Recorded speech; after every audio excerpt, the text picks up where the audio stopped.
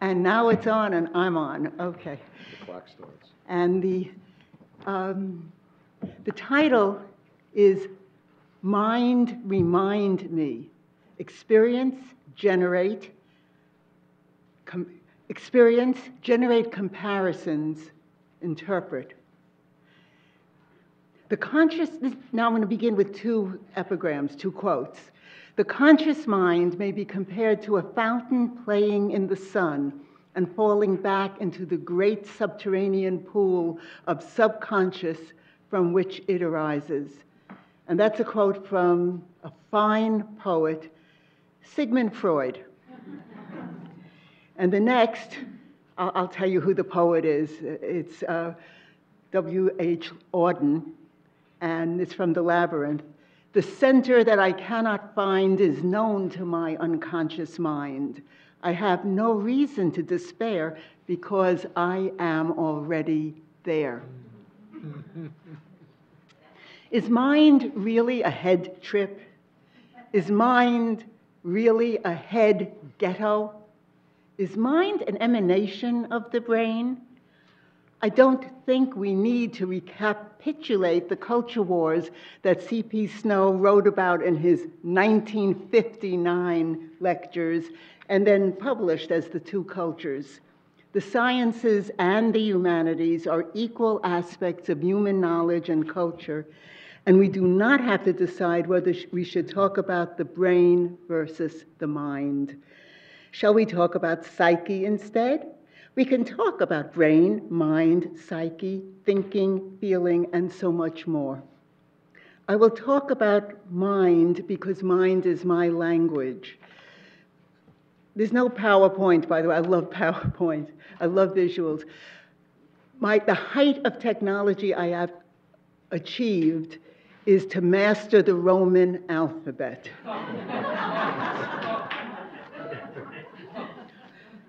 Perhaps it would be helpful to consider mind as a total body entity, and perhaps more than that.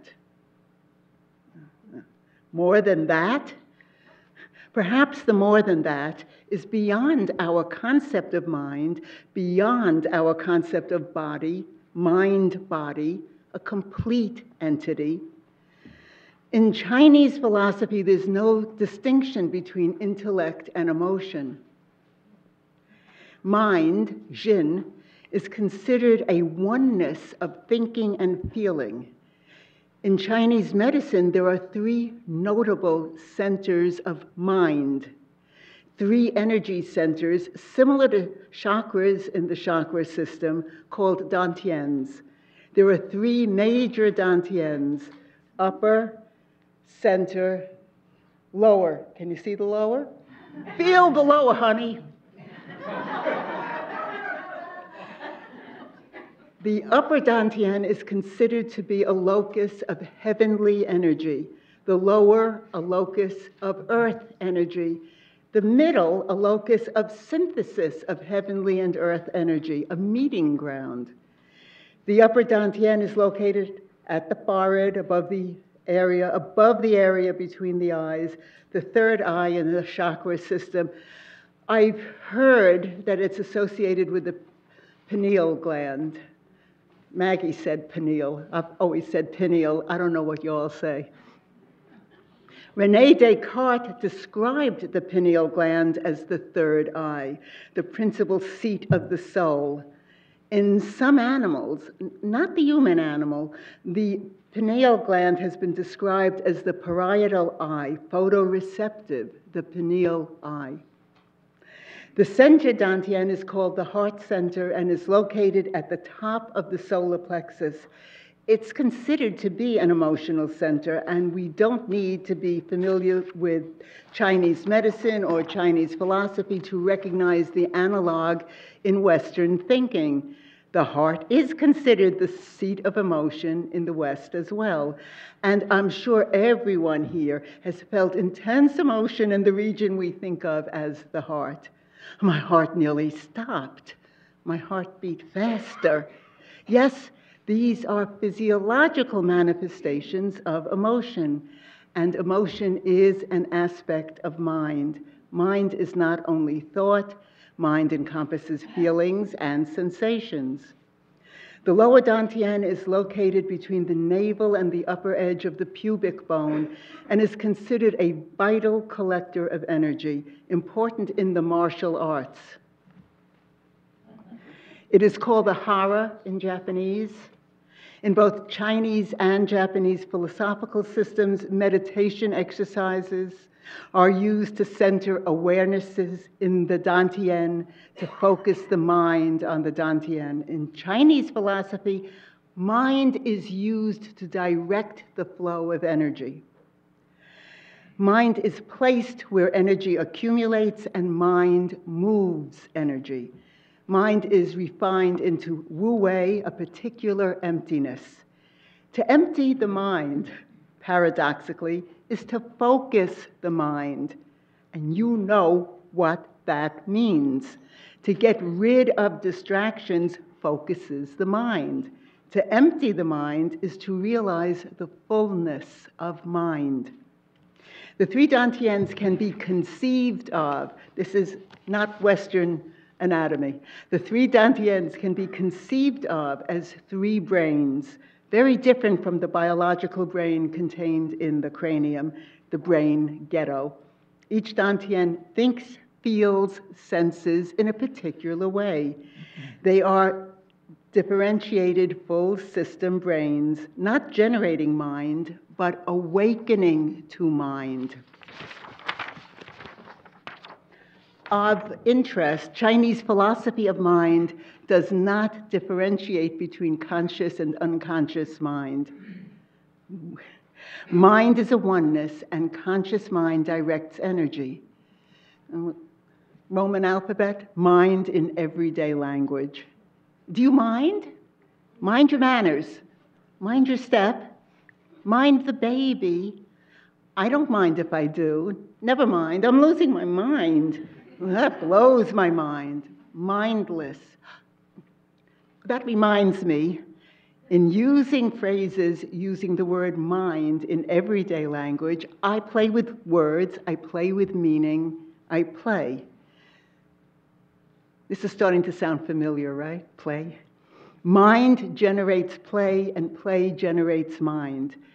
D.W. Winnicott, in The Location of Cultural Experience in Playing and Reality, 1971, said that cultural experience is located in the potential space between the individual and the environment, originally the object. The same can be said of playing. Cultural experience begins with creative living first manifested in play, end quote. Gerald J. Gargiulo, in Inner Mind, Outer Mind, and the Quest for an I, Soul on the Couch, 1997, says, the reading of any text, and here I include both dreams and symptoms, is dependent on the cultural framework of the reader. An analyst's interpretive reading of an unconscious component is primarily one of many possible interpretations.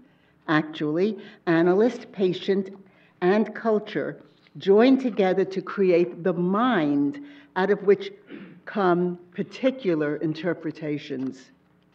Gargiulo goes on to say that mind resides in all the cultural bridges we have built: language, art, philosophy, religion, and psychoanalysis, to name a few, close quote. Can machines think? Alan Turing's famous question, 1950, Computing, Machinery, and Intelligence. Brains think, minds think. Brains do more than think, minds do more than think. I have no aptitude for science, and I cannot speak about the brain. I admire those who do. I admire the discipline. I don't get it. I can't speak about the brain other than to say that I know the brain is a necessary structure for the mind to exist.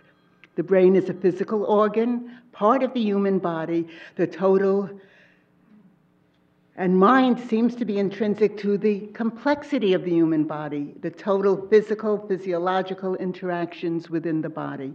The body experiences, the mind experiences. For me, the question becomes who or what interprets experience. And since I cannot analyze the physiology of bodily experience, I am left talking about mind. The mind interprets as the mind experiences. Maggie's nodding yes. I love that.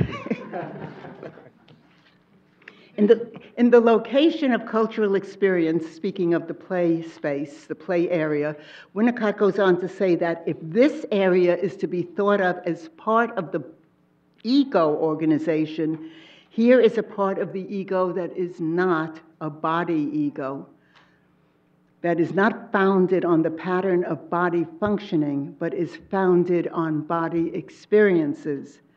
This is mind, that's the end of the quote. This is mind qua mind, mind evolving from a totality of being human, mind as relatedness, mind at play. When two people interact, do we conceptualize that interaction as brain encounters brain or mind encounters mind? My sense as a poet, fiction writer, and playwright, as a psychoanalyst, is that the human mind is an analogy generator, that the earliest manifestations of mind are functions of comparison. Mind thinks and feels and knows through comparison, analogy, metaphor, simile, symbolism. Analogy is analogous to memory. Here are some quotes again. Oh, my love is like a red, red rose that's newly sprung in June. Oh, my love is like a melody that's sweetly played in tune. I think some of you recognize Robert Burns, 1794.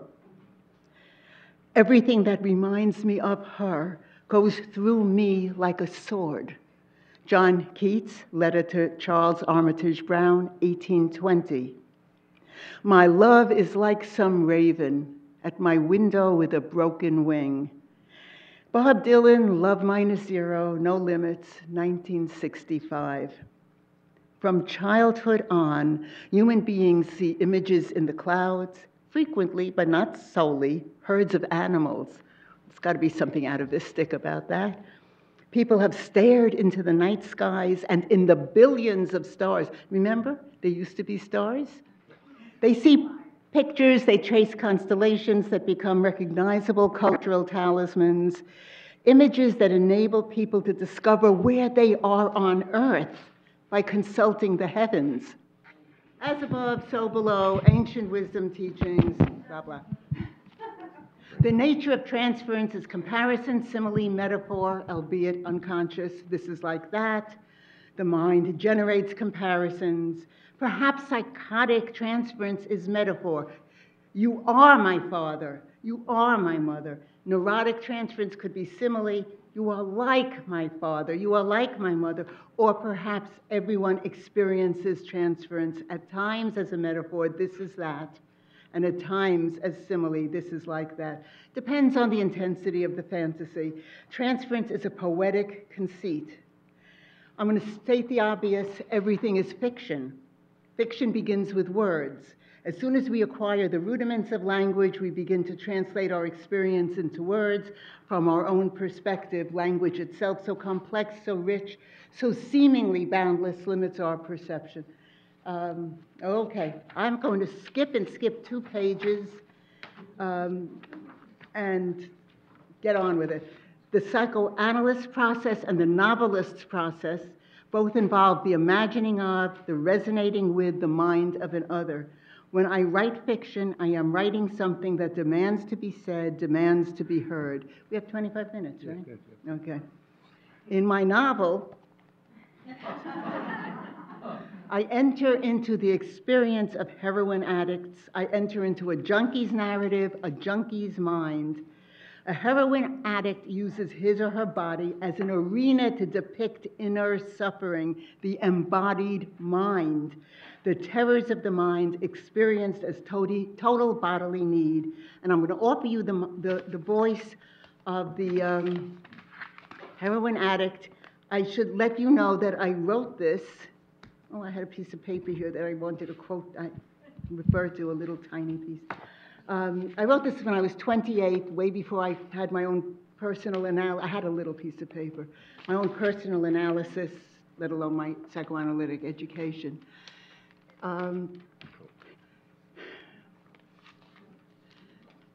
The sentient, what did you call that? It starts with an S. Salient. The salient mind. My salient mind picked up on this, listening to you, and I can't think of what I was going to say that I wrote down. Okay. Here it is. Okay, I'm not as mad as I thought I was. Here we go. This was from this morning's panel presentation. The aha moment. And I had an aha moment during Heather Berlin's rap free association presentation, which is brilliant, that this point, as a lot of the novel is, this is total free association. This was written unmediated. It just is. But those former heroin addicts among us, if you have forgotten what a spike is a needle, a hypodermic. And if you weren't raised in my part of the world, if you haven't heard the phrase, the hawk's out, it means it's cold and windy. After the winter we all lived through, we know that the hawk was out. And that's just to explain two little phrases here. All right. He said I could take my time. Yay. He was wrong. Okay. Needle dreams, shadowed and bare of color, flicker through my nights. They are cold dreams, scavenger dreams. The hawk screams through city skies. In my dreams, I am chased by spikes enormous as icebergs. Paralyzed by fear, I wait for the white death to fall. The stars revolve in heaven. I am halfway through nothingness. I beg for the needle. Befuddled by pain, I watch it recede into its own infinity. I scream for a priest. Running, I stumble across his skirted body, dead of an overdose in the rooftop confessional.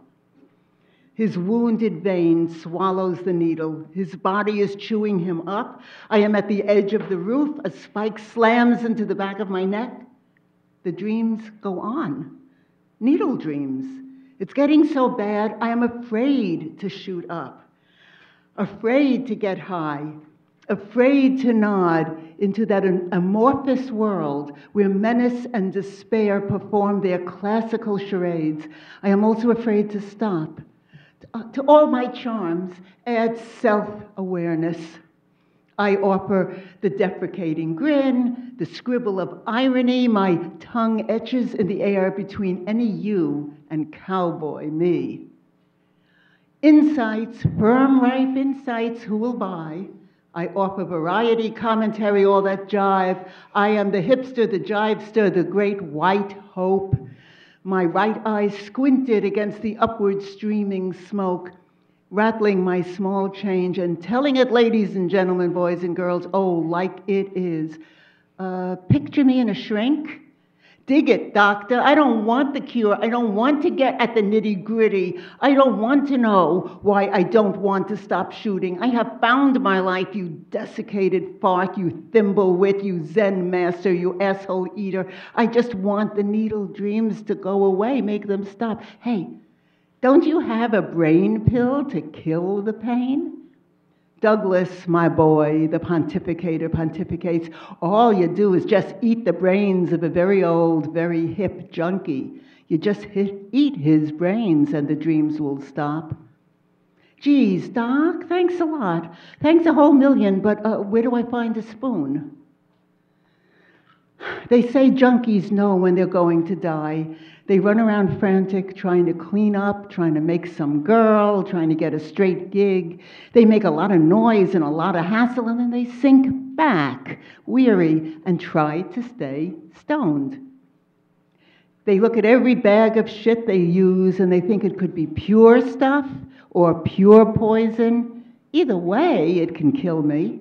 They never shoot alone. They OD once, twice, and someone always brings them back.